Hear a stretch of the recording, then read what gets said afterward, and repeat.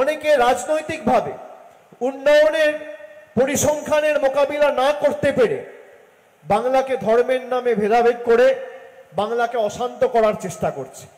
আমি এই সভা থেকে আপনাদের যারা যেখানে এই সমাজ মাধ্যমে এই বক্তব্য শুনছেন বা দেখছেন, আমি সকলকে অনুরোধ করব বাংলার কৃষ্টি সংস্কৃতি বজায় রেখে আমাদের এলাকার শান্তি শৃঙ্খলা এবং সম্প্রীতি যাতে অক্ষুণ্ণ থাকে, আমাদের প্রত্যেককে সজাগ থাকতে হবে, সচেতন থাকতে হবে।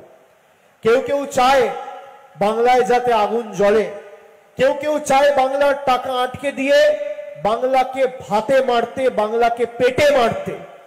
আমাদের সরকার থাকার দিন পর্যন্ত বাংলার একটা মানুষকে ভাতে মারার বা পেটে মারার দুঃসাহস কেন্দ্র সরকার দেখাতে পারবে না। আমি আপনাদের দায়িত্ব নিয়ে বলে দিয়ে যাচ্ছি।